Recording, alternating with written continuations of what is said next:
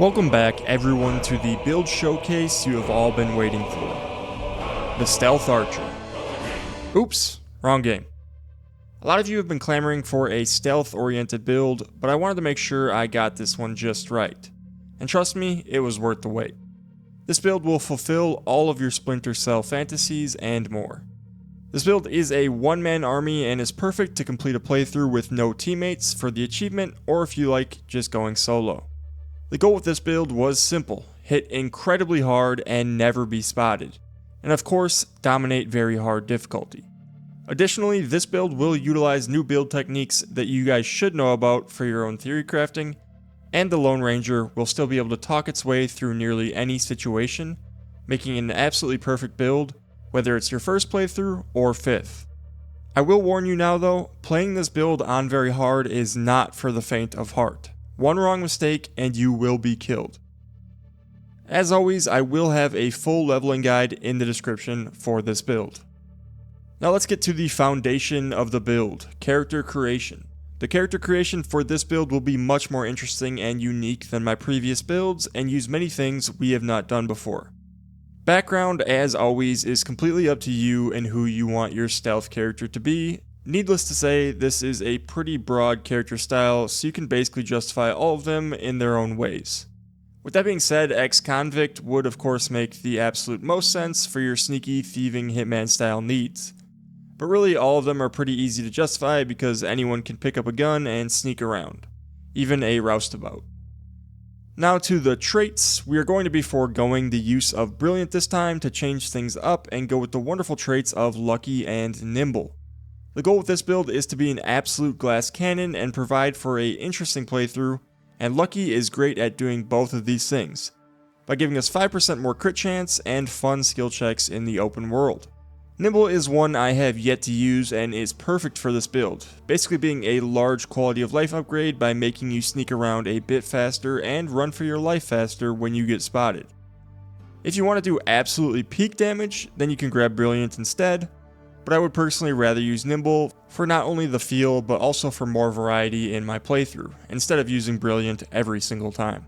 And of course, my recommended negative trait is Dumb. The other negatives have massive downsides, are objectively worse choices, but I would like to state that if there was ever a time not to use Dumb, and give yourself a more varied playthrough with a different negative trait, it would be with this build and with the negative trait Sickly. This is personally what I used for my playthrough to change things up. It undeniably makes you way easier to kill, but the goal with this build is to truly never be touched, so theoretically how big your health bar is should not matter. With that being said, if you want to cruise through the game easier, definitely just pick Dumb.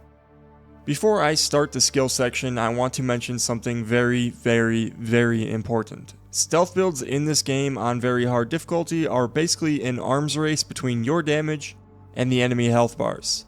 This is an arms race that quite frankly we won't fully win, but we get as close as humanly possible, since you have absolutely no defense and will be one-shot. So in order for us to combat the ever-growing enemy tankiness, we need to maximize our damage output as much as possible. To do this, we are going to be using the flaw Easily Distracted. Easily Distracted is the best flaw in the game. It effectively gives you 13 extra levels of stats, if you know how to activate it correctly early on, which is what I will be showing you today. The downside of Easily Distracted is that you will not be able to reach level 20 on any skills to get capstone perks. The thing about a stealth build is that it does not care about any of the level 20 capstone abilities, so it basically just gives us a ton of extra damage at the cost of nothing, except missing a very minuscule amount of endgame skill checks. Easily Distracted makes it so that we have a fair shot in the arms race through brute forcing our stats, so that we will be able to one-shot some enemies. And with that out of the way, let's get back to our regularly scheduled programming. In character creation, we will be grabbing Observation and Lockpick to get those stats off to a better start. Going back to the Easily Distracted flaw, it is very important that you follow my levels exactly, so you guarantee yourself to get the Easily Distracted flaw at level 4. In my testing, it seems that the Easily Distracted flaw is guaranteed if you level up 5 different skills in a row. I'm not sure if this is the exact or only method to obtain it, but leveling 5 different skills will guarantee you get easily distracted. It's very important that you not only get easily distracted as soon as possible to maximize the amount of skill points you get, but also that you do not, under any circumstance, level any other skills.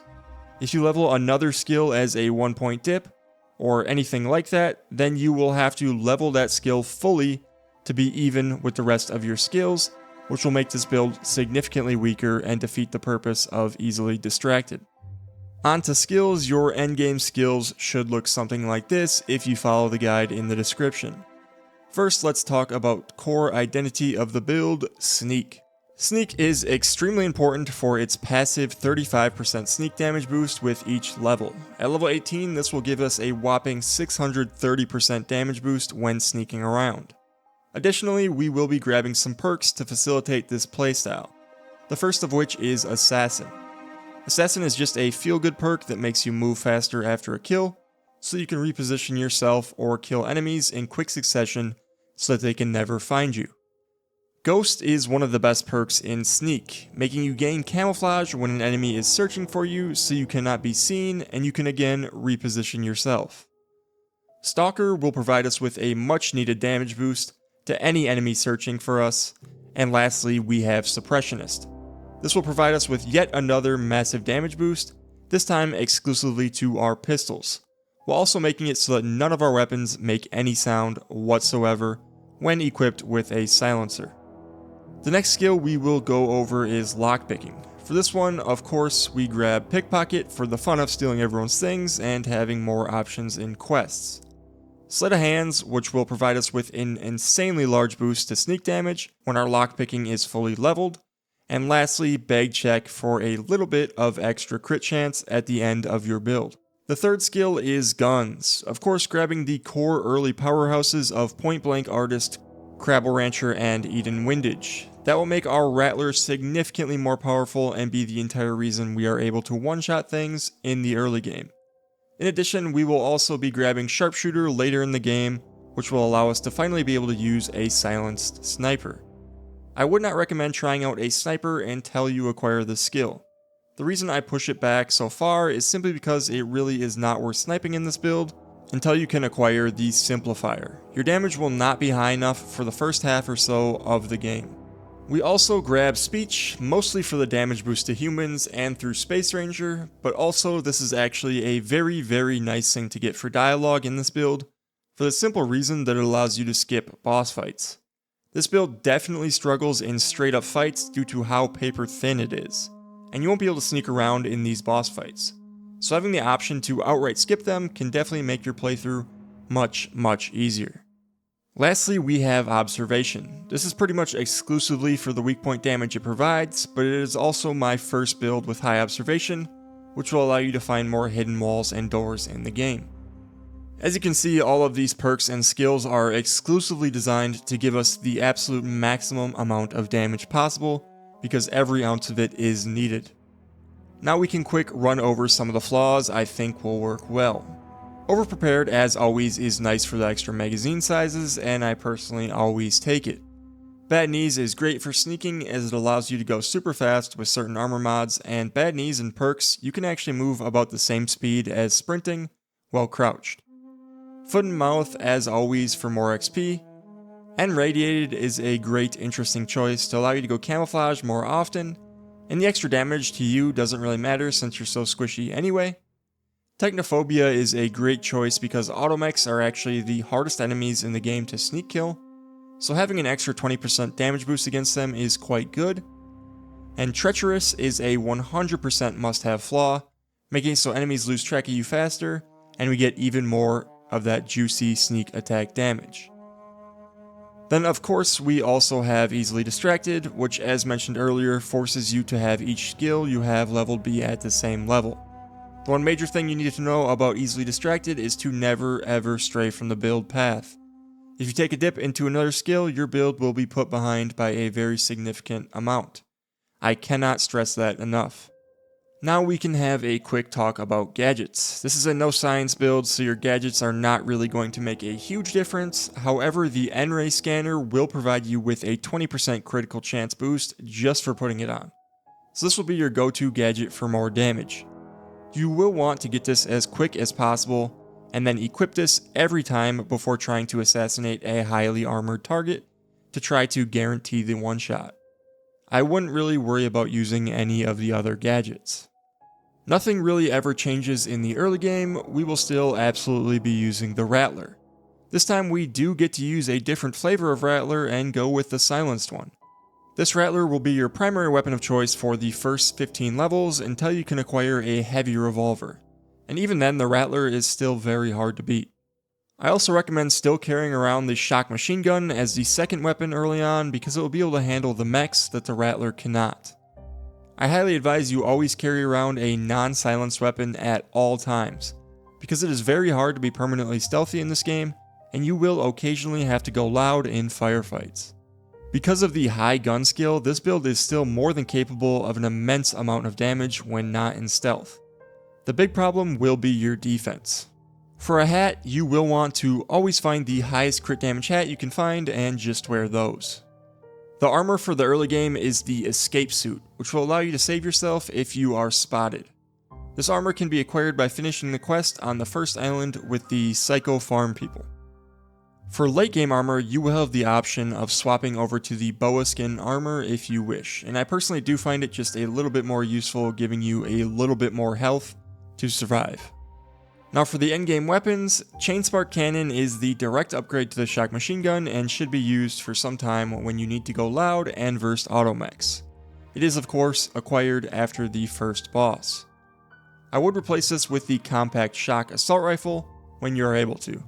I think the compact rifle is one of the best weapons in the game and will be the perfect choice for when stealth goes wrong and you need to kill your way out. If you do not want to use the Rattler anymore, the silenced heavy revolver is another great option, with a little bit more range and the bonus of being easier to hit weak points with. With that being said, if you're a Rattler addict like me, you can honestly just stick with it.